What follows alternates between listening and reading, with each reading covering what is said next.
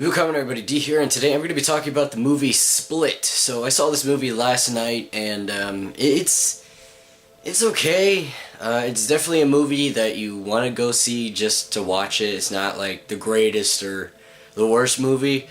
There were a lot of things that kind of just didn't make sense to me in the movie, like major plot changes. Like the movie seems to like start out really interesting, and you're like, oh okay, I kind of see where this is going, and then throughout it gets to the point to where it's just starting to actually change movie genres, and gets really weird. Let's talk about the good things about the movie. So I really liked the characters in the movie. They were all pretty cool.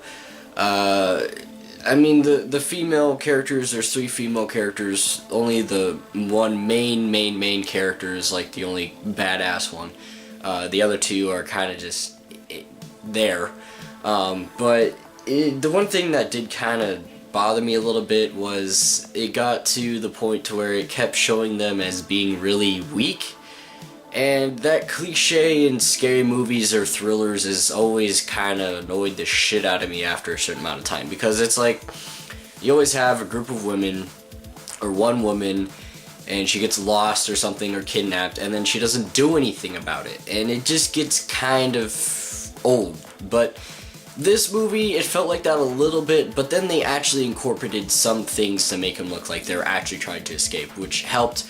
But they didn't do it very well, and it just made it seem kind of just stupid. The guy that's chasing them, who has split personalities, he has, I think, a total of 24, and I think we only get to see 6 or 5 actual personalities in the movie.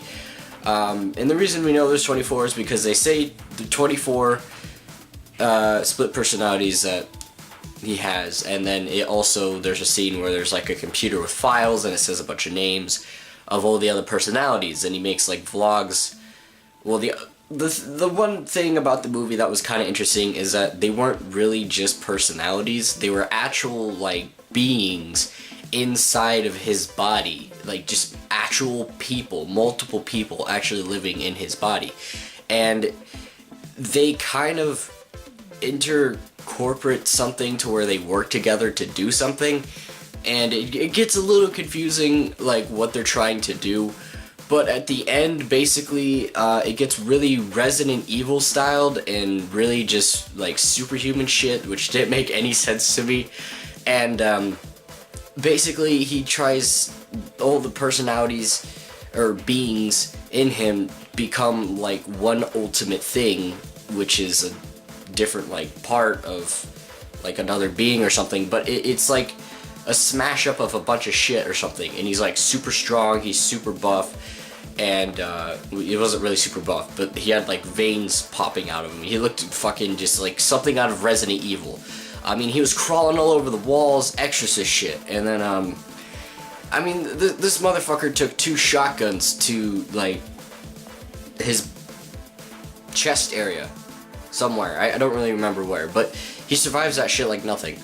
And then it kind of reminded me of World War Z a bit, because near the end of the movie, like they were trying to, all the identities are trying to,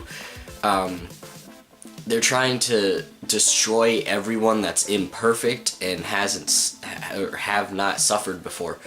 And so it was basically trying to, I guess, kill all 3 of the girls to prove that they were imperfect or something.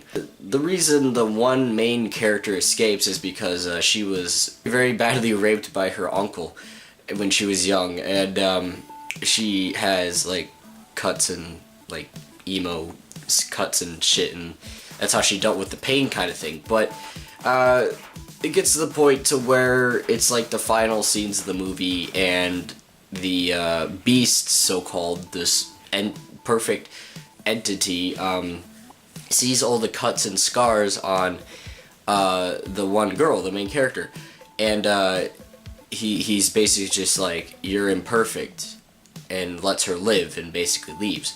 She gets rescued, and then he's in the back of a police car, and then an officer's like, your uncle's here. And then she's just looking at the police officer with like just the blankest fucking face, like I don't want to go back kind of thing.